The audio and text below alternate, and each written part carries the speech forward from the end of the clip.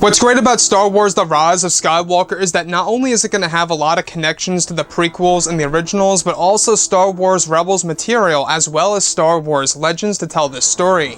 This is Mike Zero. Make sure to subscribe if you're new to the channel for future Star Wars content. So what's really exciting about Episode 9 is that we do know that this movie really is going to be a massive film. It's going to have a lot of callbacks to the past 8 Star Wars movies, as well as other canon material like the hit TV series Star Wars Rebels, as well as some of the books, the novels, the comics, and even the video games out there that do in fact exist. Now, what's really great about J.J. Abrams is that it seems as though that he is trying to make this movie cater to a majority of Star Wars fans on all different mediums of the franchise. Now, these past couple of weeks or so, we've been learning a whole lot more about this film, and when it all comes down to one of the set leaks, this is where things begin to get very exciting for Grand Admiral Thrawn.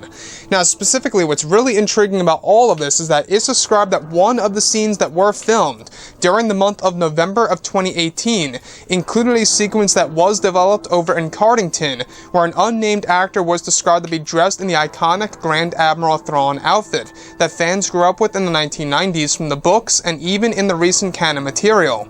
It said that the unnamed actor was portraying the role of Grand Admiral Thrawn in the film, where he was standing in front of a green screen where Kylo and his Knights of Ren were standing in front of Thrawn. The set design was said to be a part of a shipwreckage of the Star Destroyer, which most likely is the same one seen at the very end of Rebels Season 4.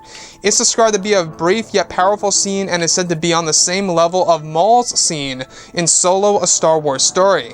It's implied that Thrawn most likely is in the form of a hologram, as other leaks have suggested, where Kylo and the Knights play back an enlarged hologram of Thrawn talking about the beyond and the dangers of it all and its power.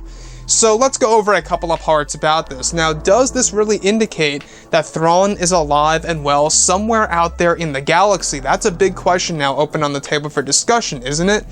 Now, after all, we do know that this movie, at least for the Resistance, really is going to be about getting all the support that they can get from all corners of the galaxy to go up against the First Order and Supreme Leader Ren.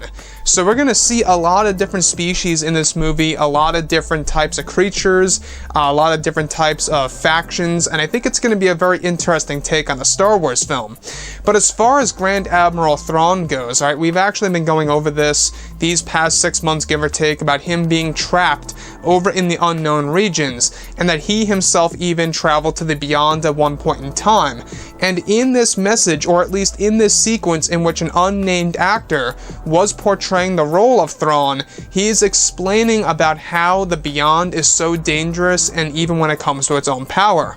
So this is said to all take place in a set design that was built to mimic a piece of shipwreckage of a known Star Destroyer. Now, if you guys go ahead and examine Star Wars Rebels Season 4, you will in fact see that Ezra Bridger and Thrawn are indeed on board of a massive Star Destroyer.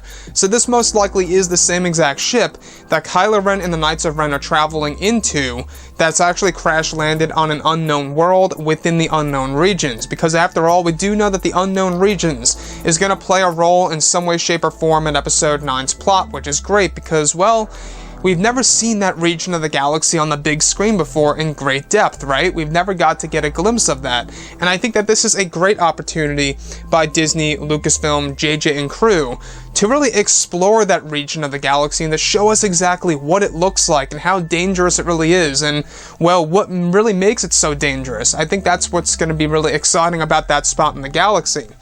Now, as far as this unnamed character playing Thrawn, alright, this character, or should I say this actor, who was playing the character was said to be dressed in the iconic outfit, right?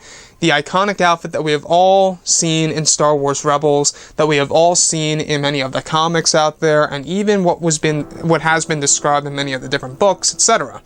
So, what I like about this, though, is that this by far is one of the most iconic character, not just in Star Wars Legends and the current canon material, but is also a very well-known character in Star Wars Rebels that they are trying to really draw from and give him a cameo in Episode 9, similar to what they did with Darth Maul in Solo: A Star Wars Story, where he suddenly appears in front of Kira.